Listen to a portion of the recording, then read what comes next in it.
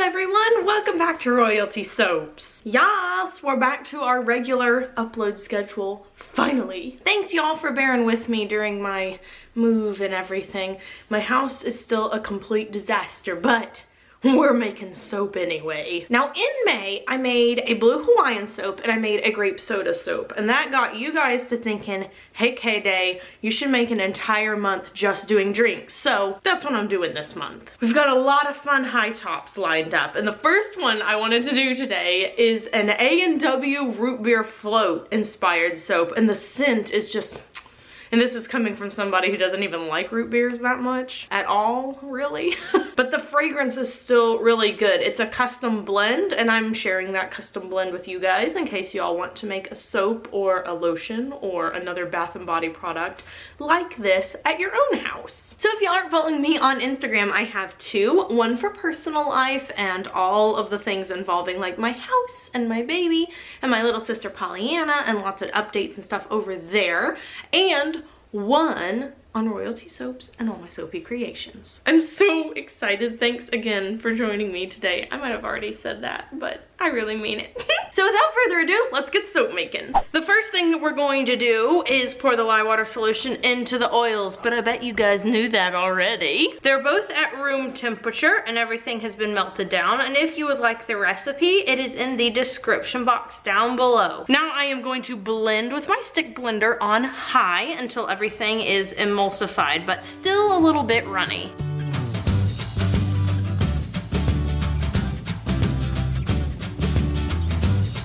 Is it just me, or does anyone else think this looks kind of like melted vanilla ice cream? Just me? Okay. Now into this little bitty container, I'm gonna pour off our accent color. We're only doing one because root beer floats are really just two colors. They're the color of the vanilla ice cream on the inside and the brown root beer. Gonna pour a little titanium dioxide mixed with water into this one.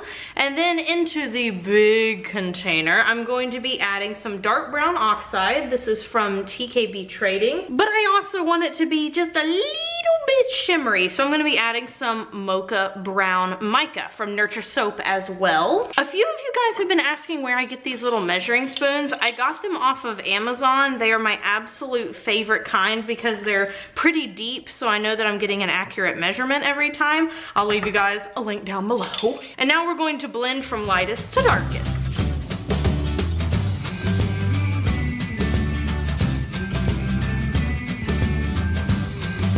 For the fragrance oil, I have created my own custom blend. So I know this says vanilla bean from Nature's Garden, and there is vanilla bean in the fragrance oil blend, but there is also root beer from Nature's Garden. And when you mix those two up together, this really does smell like a really creamy vanilla bean ice cream.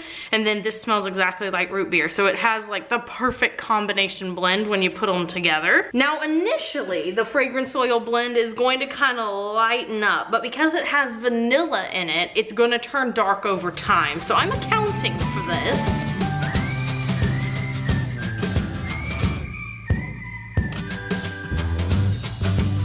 I'm going to wipe down the sides of the container just to make sure that every little bit is all incorporated and we don't have any streaky white bits of uncolored soap in the mix. And now that that's done, we can begin pouring into our two brambleberry molds. Now, if you've ever had a root beer float, which I haven't because I hate root beer, but I've seen other people drink them, you know that the ice cream kind of floats up to the top. So I'm pouring almost all of the brown in first, and then we're gonna do a drop swirl on the very tippy top with the white. So there's all the brown in.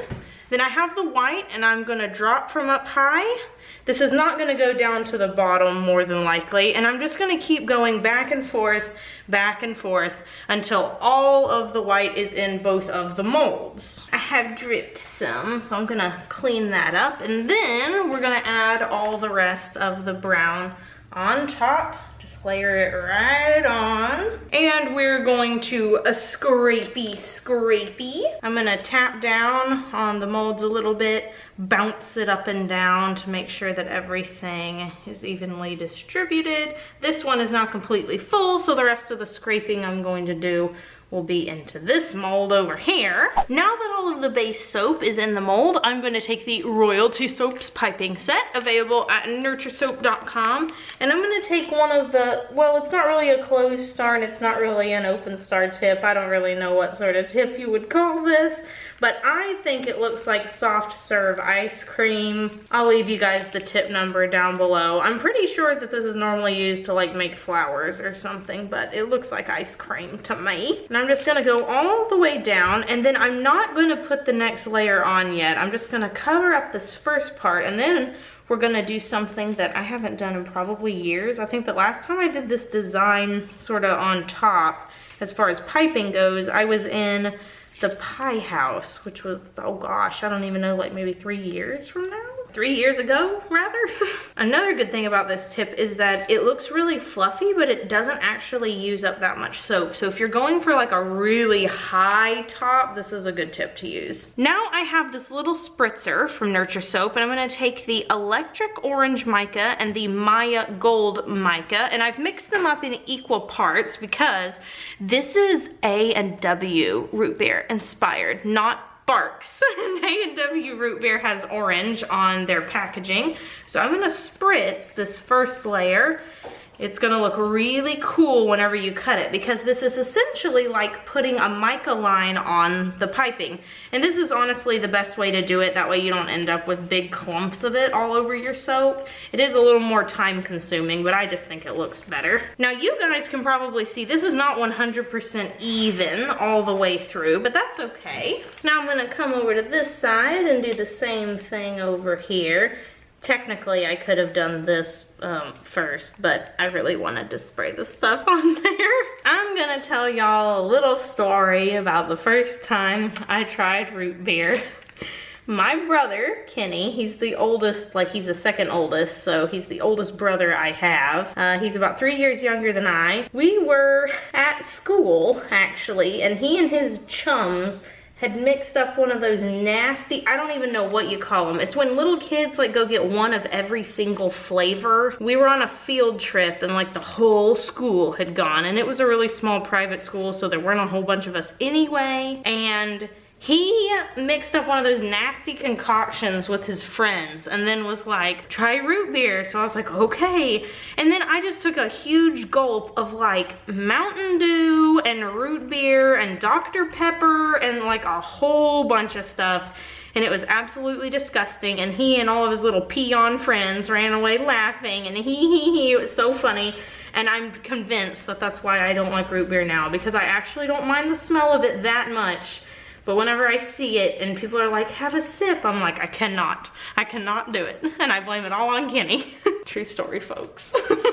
Now that everything has a generous coating of the orange and gold mixture, we're going to add on another layer of the white. We'll be spritzing this too.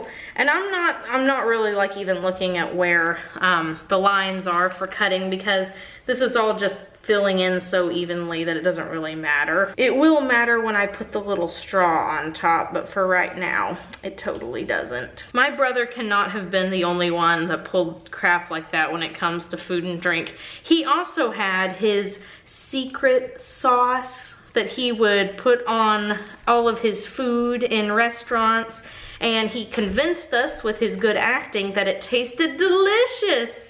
And he would say, oh, Katie, try some of this. And let me tell you what his secret sauce was. It was Tabasco sauce mixed with a tremendous amount of salt, some pepper, and whatever lemons the adults would give him from their water. And it was so nasty. And then he'd mix it up and be like, ooh, and pretend like he was a food connoisseur, and then would be like, if you don't eat this, you aren't fancy. And I don't know why I was so gullible, because I fell for it every time. He'd be like, I know it was nasty last time you tried it, but this time I've added jalapenos to it, so you're really gonna like it this time.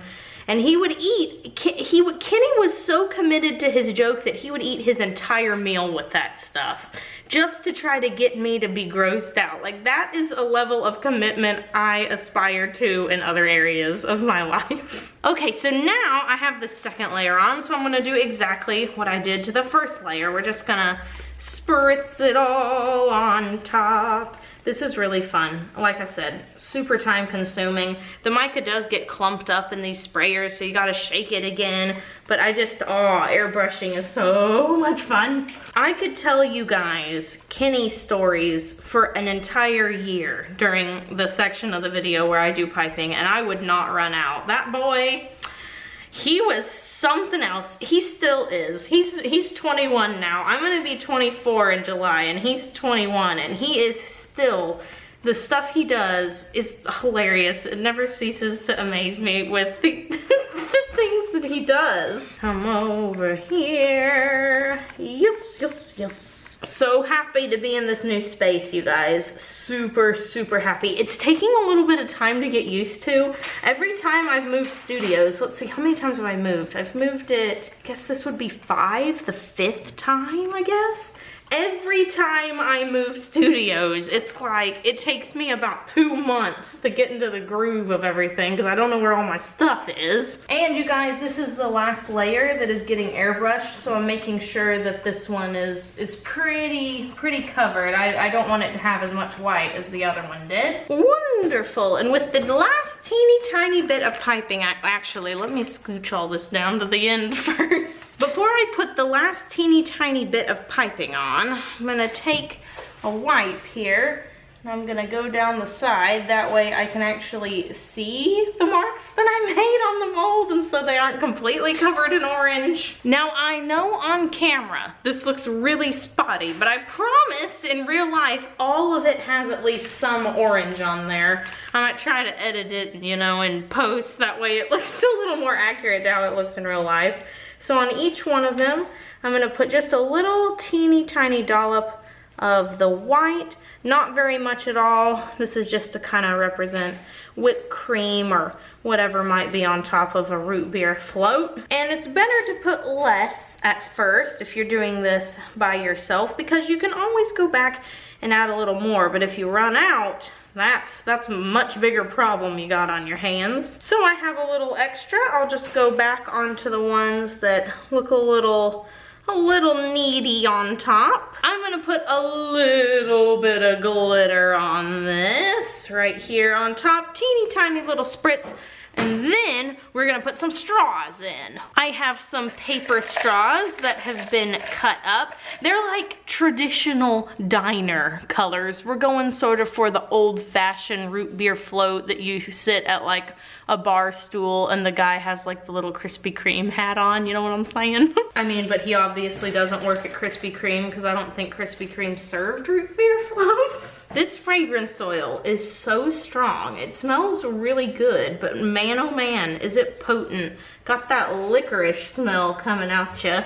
I would like to know how many people actually like licorice. I mean, come on, it's nasty. It's nasty, we all know it's nasty. I'm gonna put in 2 polls for today. I wanna know which is better, Barks root beer or A&W root beer. Do you like licorice or do you not like licorice? I mean, I have never met a person that when you're eating a bag of jelly beans, they're like, hey, you see those black ones? Give all those to me. It's just something that like cool high school boys say they like so they can eat them in front of all the girls and all the girls go, ew, gross. Oh, no, I messed it up. No, yellow, you come right here. You go in there, Mr. Red, and then finally Mr. Yellow. And my folks, we are done. Here's the A&W root beer inspired soaps up close and personal. Now you can see that all of it is covered in orange.